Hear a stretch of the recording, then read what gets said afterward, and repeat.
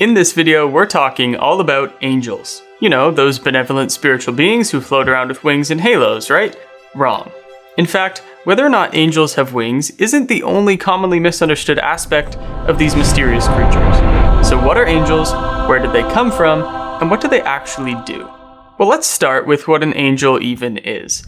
The English word angel is derived from the Greek word angelos, which simply means a messenger.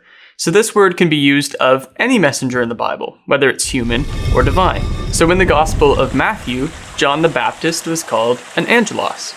And in his epistle, James refers to the two men who spied out the city of Jericho as angelos, or messengers. Now, of course, neither John the Baptist or the spies were divine beings. They were just human messengers. And it also works the same way in the Old Testament, which was written in Hebrew. There, the word for angel is malach, which again simply refers to a messenger, whether it's human or divine. But we're talking about divine beings. So what separates the angelic messengers from the human ones? Well, you might think that one key difference is the way that angels look, because most classical Christian art depicts angels as these glowing figures with wings on their backs and halos above their heads, but there actually isn't much biblical evidence to support that. In fact, what we do know from the Bible is that angels look just like regular human beings. In Genesis chapter 19, we read of two angels that entered the house of Lot, and later the men of Sodom come knocking on the door, asking for the men that came into his house. And in Judges chapter 13, we read about Manoah, who was unaware that he was speaking to an angel until the angel ascended to heaven in a flame of fire. So if looks don't differentiate men from angels, then what does? Well, the key difference between human and angelic messengers is their divine nature. Angels share God's divine nature. In other words, they are immortal. Now we know this because of verses like Luke chapter 20, verse 35 to 36, which says, "But they which shall be accounted worthy to obtain the world and the resurrection from the dead, neither marry or are given in marriage, neither can they die any more, for they are equal to the angels." And so this actually brings up some really important implications. In the Bible, death is the penalty for sin. Romans chapter 6 verse 3 makes this abundantly clear when it says, "The wages of sin is death." So if death is the penalty for sin, it stands to reason that the angels who are immortal and cannot die also do not sin, because if they did, they would die as a consequence and would therefore not be immortal. So that means that angels don't sin, and so the common conceptions of the devil being a fallen angel must be mistaken. But that's the topic for another video. So angels are divine and immortal messengers, and specifically, they are God's messengers. They perform missions on God's behalf. So when God protected the nation of Israel from the army of the Egyptians, it was actually an angel who was sent from God who stood between the two camps. And when God saved his people from the Assyrian army, it was a single angel who wiped out 185,000 men in one night. And when Mary was told that she would be the one to give birth to Jesus, it was an angel sent from God to deliver the message. What's interesting is that though angels possess higher physical and spiritual abilities than us, they also have some very key limitations.